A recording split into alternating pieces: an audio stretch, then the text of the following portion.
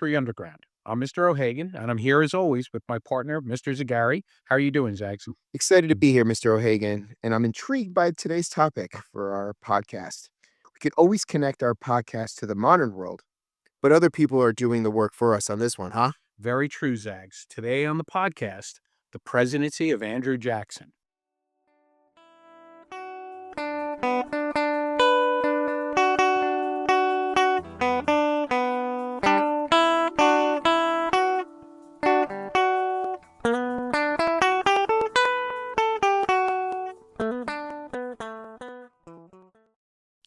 Zags, maybe you want to explain our tease about connecting to the modern world when it comes to today's subject, Andrew Jackson. You got it. None other than President Trump has elevated Jackson's status by suggesting that he views Jackson as an inspiration for his administration and policies. This makes any discussion about Jackson particularly timely. And Mr. O'Hagan, if I'm not mistaken, President Trump also chose to hang Jackson's presidential portrait in the Oval Office, just further reinforcing that Jackson influence on the current president. Absolutely true. So, before we talk about Trump, maybe we can provide the context of how Jackson's presidency serves to inspire our current commander in chief. You want to lead us off on that, Zags? You got it. So, Jackson's life story embodies the idea of the self made man. Growing up in rural South Carolina, he was a teenager during the American Revolution. He eventually moved to North Carolina, where he studied law and became a fairly successful attorney. That portion of North Carolina eventually became part of the newly formed state of Tennessee, and he became a leading citizen in a small, upstart town known as Nashville. Of course, this is prior to Willie Nelson and Johnny Cash. The man in black Man in Black. and the man who smokes pot. I don't know what this really has a nickname. Willie's all over the place. But back to Jackson. Jackson then serves in a multitude of offices at the state level and even gets elected as one of Tennessee's first members of the House of Representatives when they become states. And he does all of this up until the War of 1812. Exactly. With the outbreak of the War of 1812, Jackson began his military career, receiving a commission as a general. He gained recognition as an Indian fighter, engaging in skirmishes with both indigenous peoples and the British. Most famously, he achieved a decisive victory at the Battle of New Orleans at the war's end. A bullet lodged in his shoulder served as a symbol of his military reputation in the early 19th century. Spoiler, that victory at New Orleans actually came after the peace treaty had been signed, ending hostilities. But in an era of snail mail, word didn't get out fast enough. This might be a good place where we can draw a sharp contrast between Jackson and Trump, Sags. Jackson had an expansive public career before his eventual election to the White House, whereas Trump had never served in public office before his 2016 victory. That is a clear difference, Mr. O'Hagan, but there is also a clear link between their runs for the White House. Both men and their campaign teams presented themselves as the true representatives of the everyday voter, an idea that historians term populists. Somewhat ironic, isn't it? It is because both Jackson and Trump are actually wealthy members of the upper class. Jackson, a former general and plantation owner by the time of his presidential run, Trump, a wealthy real estate mogul and reality TV star. But they both capture a sense of resentment and outrage about the system and the people who've been in power that really strikes a chord with a large segment of the population. And they both got elected on the strength of that messaging, Zags. There's some fascinating parallels. So let's look at some of the other characteristics of the Jackson presidency. Jackson clearly saw himself as the representative of the people, and he viewed the office of the presidency in the same light. Jackson really expanded the power of the executive branch in his 8 years. He butted heads with congressmen on many occasions. Funny you say that, Zags. I always think of Jackson as being veto crazy. That's how I learned in school. But he actually only vetoed 12 bills from Congress in 8 years. But everything's relative. The six presidents before him, serving 40 years, had vetoed only 10 bills in their 40 years compared to 12 in his 8. So 12 isn't much until you realize how rarely that was done before Jackson. Much more assertive use of that veto power. And of course, the biggest of those vetoes was over the rechartering of the Bank of the United States in 1832. That's a long and complicated story, which we covered in class. So maybe, Zags, you could just boil down for us how the veto fits with Jackson's populism and his belief in executive authority. Absolutely. The Jacksonians saw the bus, or the Bank of the United States, as a tool for the wealthy, serving the moneyed interest in the North, a sentiment Jefferson expressed in a cabinet meeting with Hamilton some 40 years earlier. Very true. While it enriched the elite, it offered little to the everyday farmer, whom Jackson viewed as the real American. His attack on the bank defended these common people and aimed to reduce the advantages of affluent bankers, reflecting his populist stance. An unfortunate reality of Jefferson's effort to slay that bank, which he called the monster, was that it had a terrible repercussion for the people he championed. Soon after the bank's collapse, a major recession hits the nation Mm, in what came to be known as the Panic of 1837. Jackson's successor, Martin Van Buren, would actually shoulder the political burden and blame of that severe economic recession.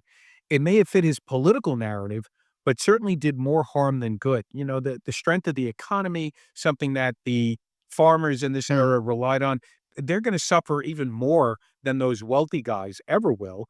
And in a sense, it's kind of that misplaced passion that Jackson often has. Well, how did that bank veto represent Jackson's views on executive authority? Well, Jackson viewed himself and the presidency as the true representatives of all the people. If Congress proposed a law he deemed harmful, he was determined to use his executive power to just block the law. He saw it as his responsibility to take the lead in protecting the public. Yeah, you can see that same notion that Trump embracing that same notion. Like the common people are on their shoulders. Exactly, and that they have to lead Congress to pass preferred legislation or get them to not pass legislation they think is dangerous. Although we should mention that Jackson had a less secure hold over Congress. Trump at least has majorities in both the House and the Senate, though they're slim. And it wasn't just Congress that Jackson butted heads with. He also saw the executive as more vital than the Supreme Court, didn't he? You must be thinking of Worcester v. Georgia case, I correct? am indeed. Yeah, the Cherokee appealed to the Supreme Court when the state of Georgia sought to move them off their land based on a treaty they had made. But John Marshall, Mr. Marbury versus That's it. Madison himself, he declared that the Cherokee were an independent nation and couldn't be held to a treaty with Georgia. Treaty making was a federal power, not a state's power. Jackson's response after the ruling was a clear statement about his views on the supremacy of the court. Right. And Jackson believed that the president was as qualified and empowered to interpret the Constitution as the court. Jackson has long been quoted as saying, Mr. Marshall has made his decision, now let him enforce it. Yes. That quote is almost certainly apocryphal, meaning that it just probably was never said, but he did act accordingly to the standard. Jackson made no efforts to stop Georgia from removing the Cherokee, and after his presidency, the Indian Removal Act led to the terrible circumstances known as the Trail of Tears. Executive inaction in that case was a way to undermine the Supreme Court.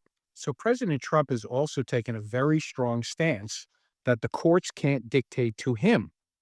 At least at the time we're recording this podcast, Hmm. recent issues such as withholding money for SNAP benefits, well, the legality of Trump's tariffs, Hmm. which actually went before the Supreme Court yesterday, as part of the We're pretty, right on the ball with the yeah, podcast, Mr. O. we are we are deep into the everyday here.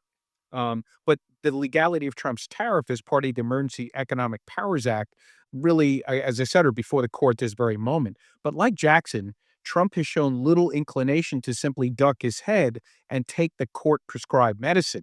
He sees himself as making these decisions for the people and as the people's representatives. It's uncertain what will happen if there is a showdown of the branches, but clearly Trump and Jackson before him believed that the executive should always come out on top. So we got one final topic that connects these two men in the personal nature of politics for them. Jackson was known to engage in duels throughout his life over perceived slights. During the new era of campaigning, both he and his surrogates leveraged newspapers to attack opponents and craft narratives for their supporters. Jackson viewed the bank crisis as a war and saw his opponents as adversaries to be defeated. Mr. Reagan, I often wonder how Jackson might have used platforms like Twitter and Instagram today, back in the 20s and 30s. Well, he did actually, very much, use those newspapers that were available to him as part of that platform. And, that idea of personal politics, I'm always struck by a quote from Jackson near the end of his life. Another potentially crafty, apocryphal quote. When he was asked if he had any regrets, Jackson reportedly said, "This is that I didn't shoot Henry Clay and hang John C. Calhoun. My man's got some anger issues. That is a man who can hold a grudge." And, in some ways, not unlike, the kind of attacks that we see Trump often respond to, and the way he responds to any Right. criticism. And Trump has made a lot of political hay by targeting his opponents from Crooked Hillary to Sleepy Joe to his low IQ person put down that has been directed at many of his critics. And certainly no political figure has made use of social media in the ways that Trump has. So both men are on the attack when it comes to their political enemies. And that aggressive style only increases the outcry from their political opponents. Right? For every action, there is a Reaction, reaction. sure. A little science there. One of the most recognizable political cartoons of the era portrays Jackson as a king. In this drawing, Jackson is wearing a crown and a royal cape. He's holding a scepter in one hand and the veto power in the other, while standing on a battered copy of the Constitution. A not so subtle dig at his use of executive authority. And don't forget that the opposition political party of the day actually chose to call themselves Whigs after the British party of the same name from the 1680s. They formed as an anti-monarchy group. Not much subtlety there either, huh? Yeah, I mean, should we go for the trifecta of not so subtle? What have the recent spate of protests against Trump's use of executive power been called, Zags? No kings. That's it. So maybe Trump's detractors have been reading up on Jackson's detractors? If they aren't, it's uncanny how much the overlap we can see between the two. Jackson had always enjoyed fairly positive rankings among historians on those lists of best presidents, often coming in the top 10. But in a recent 2021 C-SPAN poll, Jackson actually fell to 21st. It'll be a fascinating historical study to see where he continues to rank and whether Jackson's fate impacts how history will judge Trump. Well, that's all for today, folks. Thanks for joining us on today's podcast. We hope you enjoyed the focus on the modern presidency of Donald Trump using the historical lens of Andrew Jackson. Don't forget to check out all the great videos, content spotlights, A Push on the Road segments, and fascinating podcasts like this one on this YouTube channel. We'll see you next time. Underground Army, dismissed.